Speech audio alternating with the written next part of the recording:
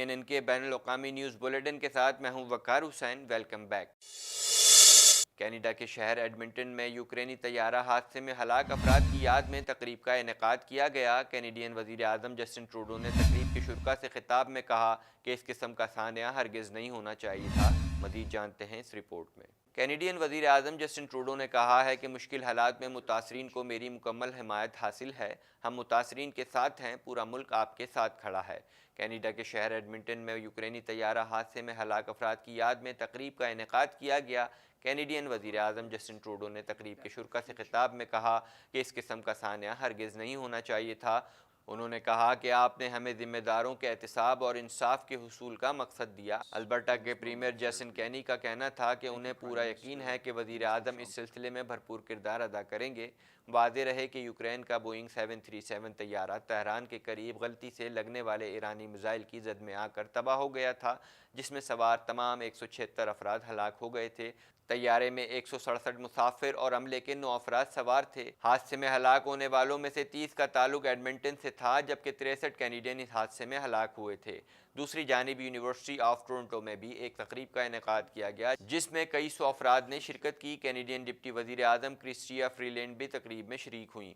حادثے میں university of Toronto کے 6 طالب علم بھی ہلاک ہوئے تھے۔ فریلینڈ، جن کا بیک گراؤنڈ یوکرین سے ہے، وہ کافی افسردہ دکھائی دیں۔ انہوں نے انسانی جانوں کے ضیاع کو پورے کینیڈا کا نقصان قرار دیا۔ تازہ ترین ٹی وی پروگرامز اور بریکنگ نیوز دیکھنے کے لیے ابھی سبسکرائب کیجیے ہمارا چینل TNNlive.tv۔ کینیڈا کے صوبے انٹیریو میں جوہری پاور پلانٹ حادثے کا ایمرجنسی الرٹ ملنے پر شہریوں میں ہلچل مچ گئی، تاہم پلانٹ کے ترجمان کا کہنا ہے کہ مذکورہ الرٹ غلطی سے بھیجا گیا، کوئی حادثہ نہیں ہوا۔ مزید جانتے ہیں اس رپورٹ میں۔ کینیڈا کے صوبے انٹیریو میں جوہری پاور پلانٹ حادثے کا ایمرجنسی الرٹ ملنے پر شہریوں میں ہلچل مچ گئی، تاہم پلانٹ کے ترجمان کا کہنا ہے کہ مذکورہ الرٹ غلطی سے بھیجا گیا، کوئی حادثہ نہیں ہوا۔ غیر ملکی میڈیا کے مطابق کینیڈا کے انٹیریو صوبے میں ٹورنٹو کے قریب شہریوں کو صبح 7:20 پر ایک جوہری پاور پلانٹ کے حادثے کا ایمرجنسی الرٹ موصول ہوا، جس پر شہریوں میں ہلچل مچ گئی، تاہم کچھ ہی دیر بعد حکام کا کہنا تھا کہ مذکورہ پیغام غلطی سے بھیج دیا گیا، عوام اور ماحول کے لیے کوئی خطرے کی بات نہیں۔ حکام کی جانب سے واقعے پر عوام سے معافی مانگی گئی ہے۔ تازہ ترین ٹی وی پروگرامز اور بریکنگ نیوز دیکھنے کے لیے ابھی سبسکرائب کیجیے ہمارا چینل TNNlive.tv۔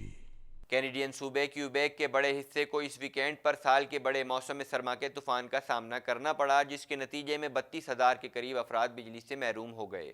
مزید جانتے ہیں اس رپورٹ میں۔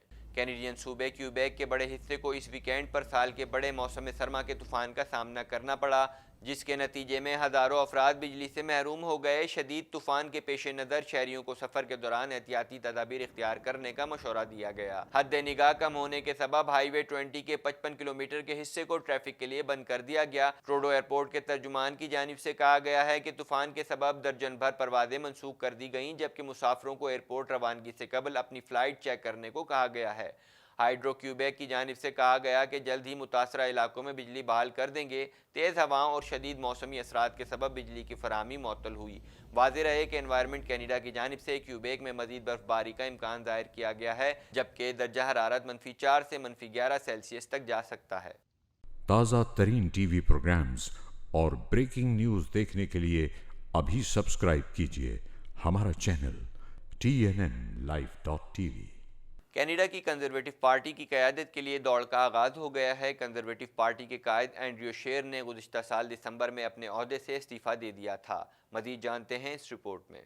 کینیڈا کی کنزرویٹو پارٹی کی قیادت کے لیے دوڑ کا آغاز ہو گیا ہے۔ پارٹی کی جانب سے اس سلسلے میں قواعد و ضوابط جاری کر دیے گئے ہیں۔ امیدواروں کے پاس $3 لاکھ جمع کرانے اور 3,000 دستخطوں کے لیے 2 ماہ کا وقت ہے تاکہ بیلٹ میں اپنا نام دے سکیں۔ لیزا رائٹ کا کہنا ہے کہ یہ ایک دلچسپ اور کڑا مقابلہ ہے تاکہ کینیڈین دیکھ سکیں کہ کنزرویٹو کس قدر سخت کام کر رہے ہیں۔ امیدواروں کو 27 فروری تک $25,000 ادا کرنے ہوں گے اور 7 مختلف صوبوں اور علاقوں سے 30 کے قریب حلقوں سے 1,000 کے قریب ممبران کے دستخط کی ضرورت ہوگی۔ واضح رہے کہ کنزرویٹو پارٹی کے قائد اینڈریو شیر نے گزشتہ سال دسمبر میں اپنے عہدے سے استعفیٰ دے دیا تھا۔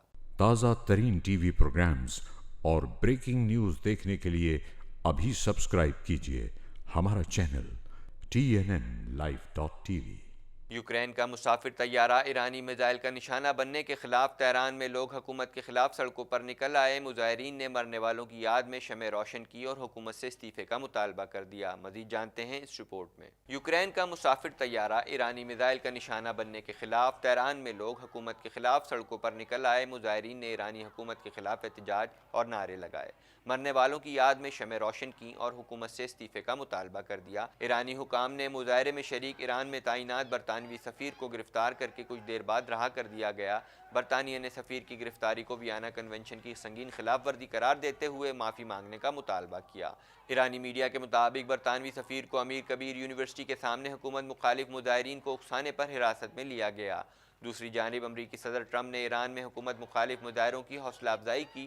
امریکی صدر نے فارسی زبان میں پیغام دیتے ہوئے کہا کہ وہ بہادر ایرانی عوام کے ساتھ کھڑے ہیں۔ ڈونلڈ ٹرمپ نے ایرانی حکومت کو خبردار کیا کہ مظاہرین کو قتل نہ کیا جائے۔ انہوں نے کہا کہ دنیا ایران کی صورتحال دیکھ رہی ہے، ایران میں انٹرنیٹ بحال اور خبریں آزادانہ نکلنے دی جائیں۔ تازہ ترین ٹی وی پروگرامز اور بریکنگ نیوز دیکھنے کے لیے ابھی سبسکرائب کیجیے ہمارا چینل TNNLive.tv۔ امریکہ نے 12 زیر تربیت سعودی سروس مین کو امریکہ سے نکالنے کا فیصلہ کر لیا۔ سعودی سروس مین کو نکالنے کا فیصلہ دسمبر 2019 میں 3 افراد کے قتل کے بعد کیا گیا۔ مزید جانتے ہیں اس رپورٹ میں۔ امریکہ نے 12 زیر تربیت سعودی سروس مین کو امریکہ سے نکالنے کا فیصلہ کر لیا۔ ان پر انتہا پسند سرگرمیوں میں ملوث ہونے کا الزام ہے۔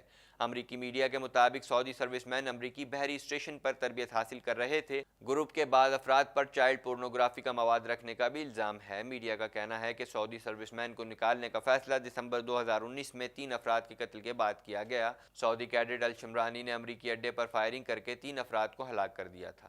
تازہ ترین ٹی وی پروگرامز اور بریکنگ نیوز دیکھنے کے لیے ابھی سبسکرائب کیجیے ہمارا چینل TNNLive.tv۔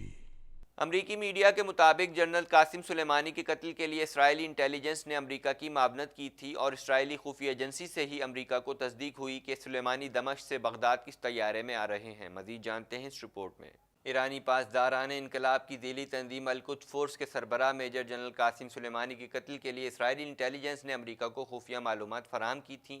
امریکی میڈیا کے مطابق جنرل قاسم سلیمانی کے قتل کے لیے اسرائیلی انٹیلیجنس نے امریکہ کی معاونت کی تھی اور اسرائیلی خفیہ ایجنسی سے ہی امریکہ کو تصدیق ہوئی کہ سلیمانی دمشق سے بغداد کس طیارے میں آ رہے ہیں۔ امریکی میڈیا کا کہنا ہے کہ امریکی خفیہ ایجنسی CIA کو ایک مخبر نے شام سے اطلاع دی تھی کہ قاسم سلیمانی کس طیارے میں سوار ہوں گے، جس کے بعد اسرائیلی انٹیلیجنس نے مخبر کی اطلاع کی تصدیق کرتے ہوئے اس اطلاع کی توثیق کی تھی۔ نجی شامی ایئر لائن شام ونگز کے ایئر بس A320 کے بغداد ایئرپورٹ پر پہنچنے کے بعد وہاں موجود امریکی جاسوسوں نے قاسم سلیمانی کی آمد کی اطلاع امریکی فوج کو دی، جس کے بعد ہیلی فائر میزائلوں سے لیس 3 امریکی ڈرون ہدف کی جانب روانہ ہوئے اور بآسانی ہدف کو نشانہ بنایا۔ اس دوران انہیں کسی قسم کی دقت کا سامنا نہیں کرنا پڑا کیونکہ عراق کی فضائی حدود مکمل طور پر امریکہ کے زیر اثر ہے۔ دوسری جانب امریکی اخبار نیو یارک ٹائمز کے مطابق اسرائیلی وزیر اعظم نیتن یاہو کی قاسم سلیمانی پر حملے سے قبل امریکی وزیر خارجہ مائک پومپیو سے ٹیلی فونک گفتگو ہوئی تھی اور وہ خطے میں واحد رہنما تھے جو امریکہ کی اس کارروائی سے آگاہ تھے۔ خیال رہے کہ 3 جنوری کو امریکہ نے بغداد میں میزائل حملہ کر کے ایرانی قدس فورس کے کمانڈر جنرل قاسم سلیمانی کو قتل کر دیا تھا، جس کے جواب میں ایران نے 8 جنوری کو جوابی کارروائی کرتے ہوئے عراق میں موجود امریکی فوج کے 2 ہوائی اڈوں کو میزائلوں سے نشانہ بنایا۔ تازہ ترین ٹی وی پروگرامز اور بریکنگ نیوز دیکھنے کے لیے ابھی سبسکرائب کیجیے ہمارا چینل TNNLive.tv۔ اب تک کے لیے اتنا ہی۔ مزید خبروں اور اپڈیٹس کے لیے دیکھتے رہیے TNN TV۔